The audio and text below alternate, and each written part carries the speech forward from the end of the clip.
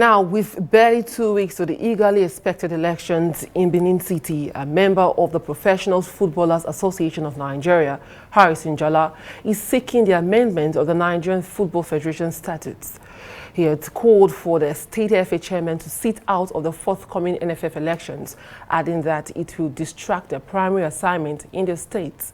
The Players' Union had gone to court to ask for an amendment of the 2010 NFF statutes, which led to Justice Iyang Ekwog of the Federal High Court in Abuja on September 15, stopping the NFF elections scheduled for September 30 in Benin City, Edo State. The courts presiding over the matter also ruled that all parties should maintain status quo and adjourn further proceedings till October 31st. And now joining me for some insight on the NFF elections is former Secretary General of the Federation and presidential candidate, Musa Adamu. Thanks for joining me on Newsnight. Nice to be here, Evi. Yeah, and are you concerned with everything that's happening that there might be jeopardy of the election due to the court order which put it on hold? Yeah, there's a lot of concern among stakeholders, particularly us that are, trying to get into the NFF. And with 10 days to go, the situation is really very uncertain. And we really do not know whether this court order will be vacated for us to be able to go to Benin City in 10 days' time and have the elections.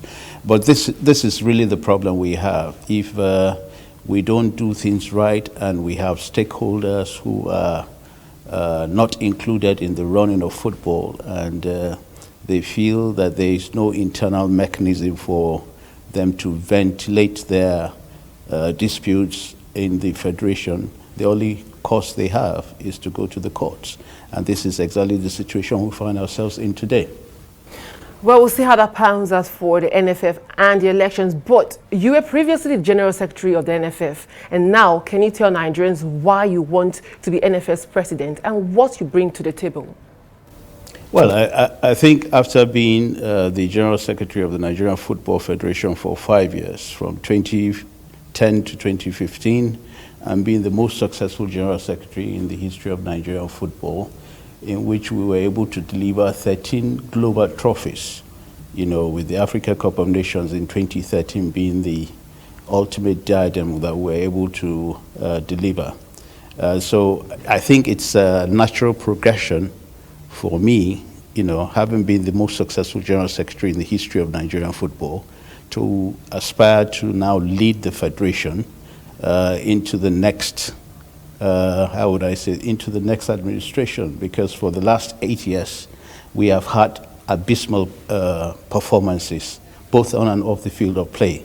And it is time that we get things right and make sure that our football comes back to where it's supposed to be. And speaking about getting things right, you're going to deal with different classes of people who might not share your vision, but just to be taken care of. How do you hope to address without compromising on the growth of Nigerian football? Well, first of all, Nigerian football, it's the most important thing, and all of us have to do everything in terms of total commitment, because that is what is expected of us, total commitment and patriotism for us to be able to administer the game for the generality of Nigerians, from the grassroots to the international game. And I want to say that we have to do it in such a way that we carry everybody along. And we have to start football development from the grassroots. We have to go to the states, use the state football associations as the particular vehicle to drive grassroots football development. So we need to start that foundation to be able to now build and nurture the next generation of players that will service all the national teams of Nigeria in the very many years to come. And this is just how we need to move it, and we need to also carry every stakeholder along. A situation where you have a lot of people who are excluded in the governance and the administration of the game is not healthy for the development of our football. So we need to now do things differently and look at every stakeholder as an important component in the growth and administration of the game in Nigeria. Yeah, and speaking about grassroots development and improving football from where it currently is, becoming the NFF president is quite expensive. And with the planned extension of the Congress through the 10-year football master plan, will it not be more expensive to achieve what you want to do? Well, I mean, I think in every sphere of human endeavor, if you are contesting for a political post, whether it's in Nigeria or in the United States or anywhere, you need sufficient funds to be able to reach out to delegates, travel everywhere, and try to convince them that you have the best programs to run the federation. I don't think what we are doing is outside of what the rules and regulations permit. We are reaching out to all the football stakeholders, particularly the state football associations in the various states, and also the various leagues, 4 of them, and the players' union, and the coaches' union, and the referees, to be able to convince them that we are the right people to now change the narrative in Nigerian football. People are not happy with what is happening, and it is sad that in a couple of months' time, when we have the FIFA World Cup in Qatar, Nigeria, the biggest country in Africa, will not be there. And I know and I feel the pains of Nigerians that we won't be there. And we just need to make things right so that in 2026, when we go to North America, we'll go there as African champions and we will make Nigeria proud in what we are doing. Yeah, and speaking about this current administration, or this outgoing administration, they've been there for about 8 years now. There's been a lot of lackluster performances, from missing out of the World Cup to crashing out very early in the AFCON. But how would you rate this current administration? Well, maybe you need to ask them this question. But to me, and if you ask any Nigerian, the record, the lack of records are there to show for it. I mean, they have not performed at all. And for 8 years, you can imagine a situation where we were able to only get 3 trophies.